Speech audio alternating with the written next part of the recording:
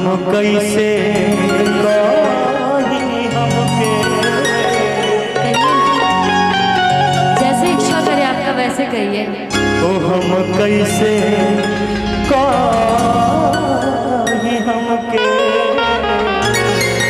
तो हजार से प्यार नहीं थे कि अखियाँ लड़ल जब से वो दिल में करार नहीं थे अखियाँ लड़ल जब से दिल में करार नहीं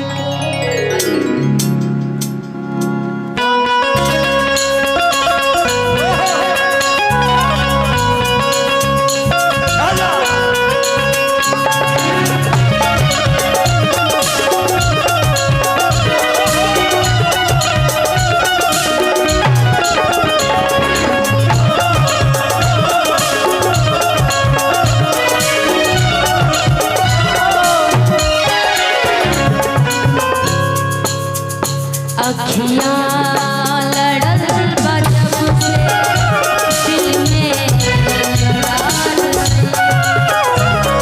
अखियाँ लड़ल जब से दिल में करार नहीं। हम कैसे खोई हमके तुहरा से प्यार नहीं। हम कैसे खोई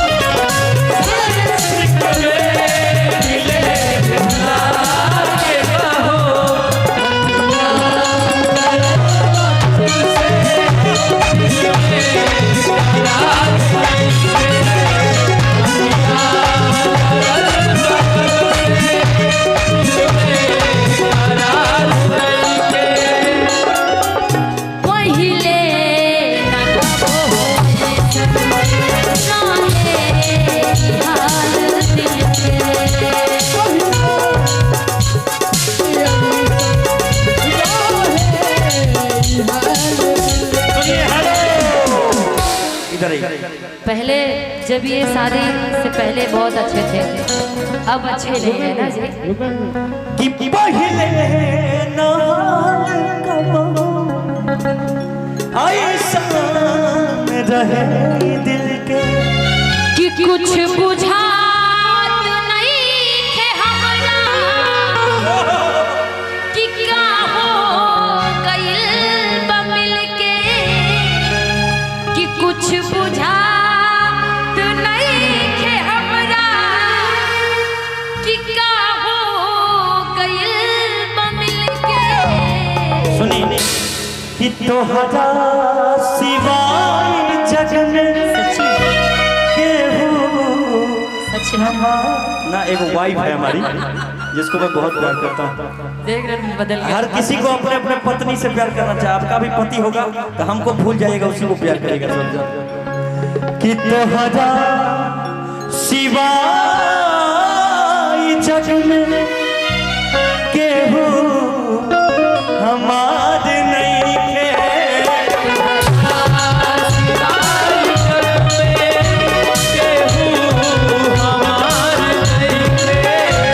हम कैसे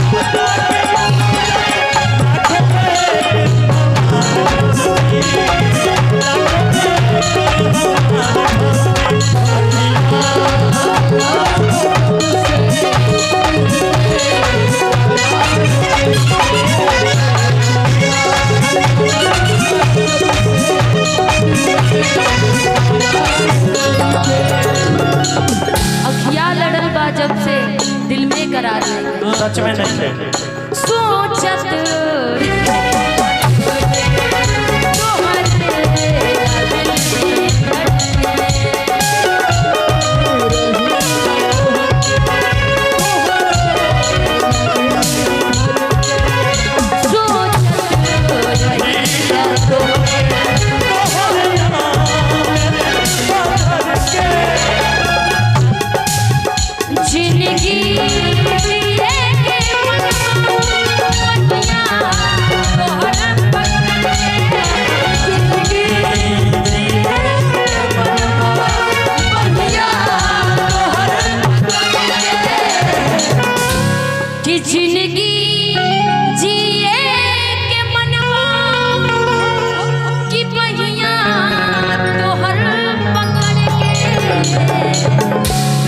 मजा ले रहे हैं सब लोग आगे वाले।